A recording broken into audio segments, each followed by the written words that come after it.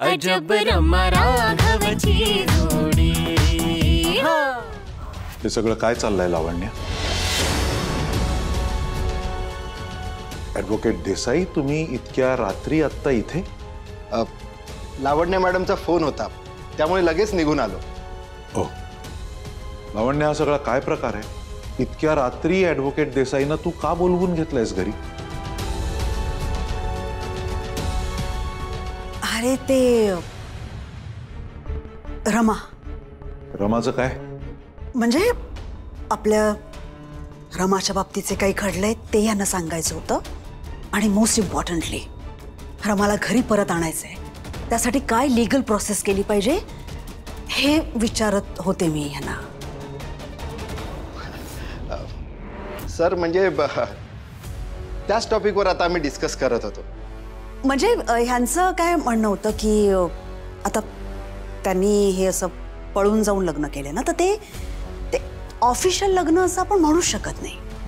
म्हणजे ऑफिशियल लग्नासाठी ऑफिशियल इन्स्टिट्यूटमधून म्हणजे साक्षीदार लागतात, काही डॉक्युमेंट्स लागतात, पेपर्स लागतात, करेक्ट? किंवा त्यांनी जर कोर्टात जाऊन रीतसर लग्न केलं असेल तर ते मान्य केलं जाऊ शकतं। आणि त्यांच्या बाबतीत असं काहीच झालं नाही। ठीक आहे, तर आपण नक्कीच त्या मुलाच्या विरोधात कायदेशीर कारवाई करू शकतो। कायद्याच्या चौकटीत राहून आपण त्याला चांगली अद्दल घडवू शकतो। नाही, फक्त त्या मुलाला नाही, त्याच्या संपूर्ण फॅमिलीला धडा शिकवायचा आहे आपल्याला। ओके? ठीक आहे, मग आपल्याला वेळ घालवता येणार नाही। मला इमिजिएटली कामाला लागायला लागेल। एक्झॅक्टली। गिरीश, हॅलो गिरीश, ऐकतोयस? बोल ना मग काहीतरी। हे बघ, सध्या त्यांनी लग्न केलंय हे फक्त आपल्याला माहिती आहे। तू म्हणत असशील तर ही गोष्ट गावभर होण्याआधी आपण थांबवू शकतो। हे बघ, रमाला परत आणून आपण त्या राघवला आणि त्याच्या संपूर्ण फॅमिलीला धडा शिकवू शकतो। फक्त आम्हाला तुझ्या परमिशनची गरज आहे Girish.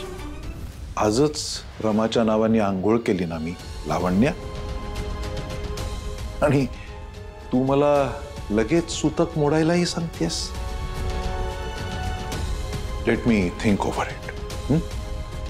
We will get back to you.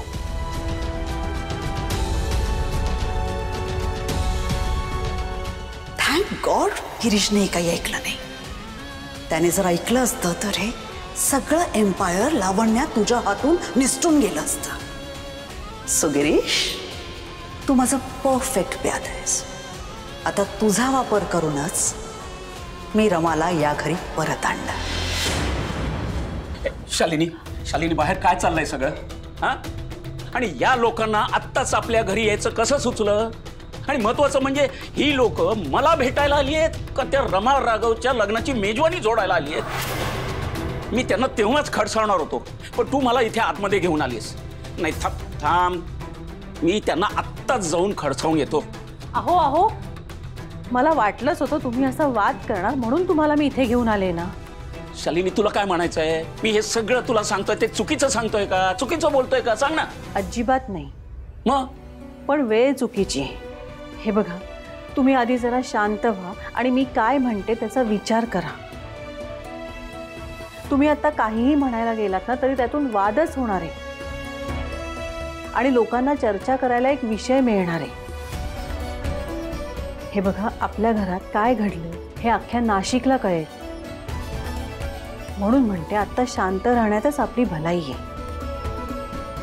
आणि मला असं वाटतंय की तुम्ही आता लोकांचा विचार करण्यापेक्षा तुम्हाला मिळालेल्या सन्मानाचा आणि आपल्या घराच्या प्रतिष्ठेचा विचार करायला हवा। तुम्हाला काय वाटतंय?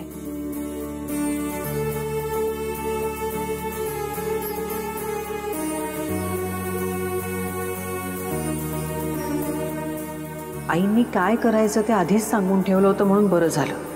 हे चिडतील असं त्या म्हणाल्याच होत्या, त्यांनी सांगितल्याप्रमाणे यांची समजूतही काढली। आता पुढे काय होणार देवच जाणे।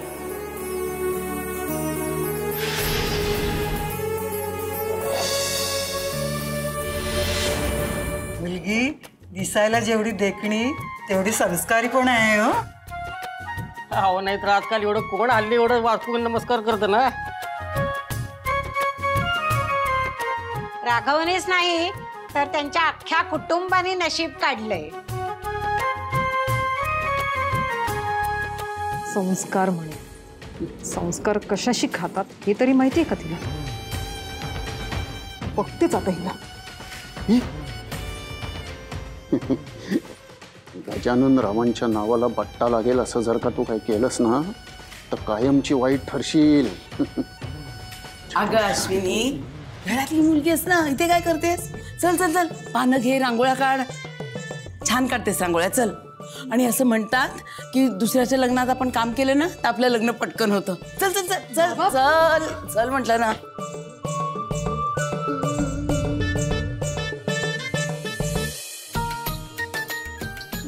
अश्विनी, अश्विनी, छान काढलीस रांगोळी. आता बस, जा आतमध्ये. रमा, राघव, आता तुम्ही जेवायला बसायचं.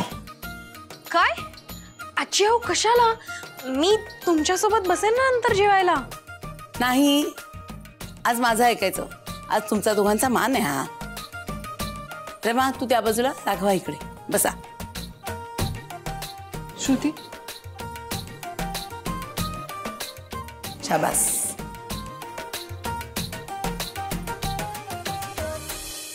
रुक्मिणी, मान फक्त नवरा मुलगा आणि मुलीचाच नसतो.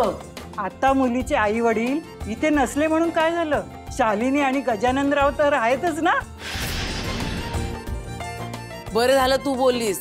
अगं मी म्हटलं असतं ना तर कोणी ऐकलंच नसतं, विश्वासही ठेवला नसता. कार्तिक, जा दोन्ही बाजूला या दोघांची बसायची व्यवस्था कर. या बा. शालिनी तिकडे बस. आधी शालिनीचं घे रे.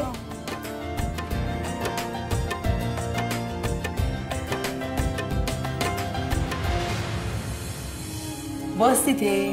मान आहे तुमचा, यांनी सांगितलं की नाही ऐकायचं. जा बस. सासू सासऱ्यांचा मान असतो.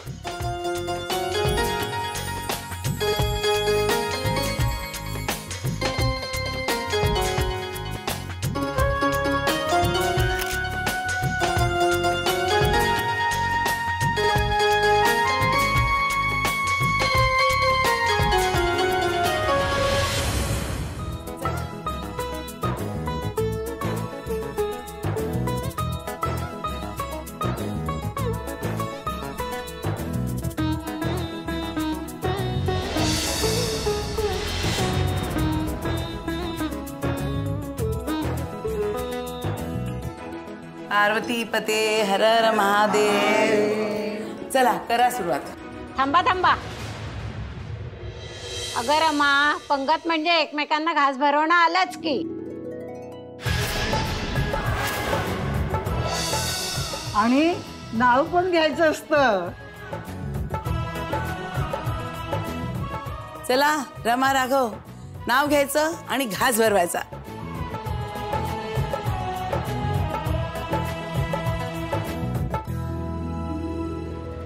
आई, तुझं वागणं माझ्या लक्षात येत नाहीये असं नको समजूस. आता मी हे अजून नाही बघू शकत. अन्नपूर्णे, माफ कर मला. गजानना,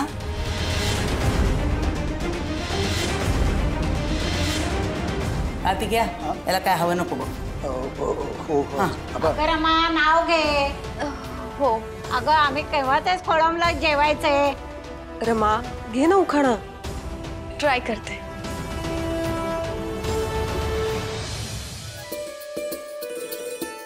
मोठ्यांच्या आशीर्वादाचा हात मस्तकी हवा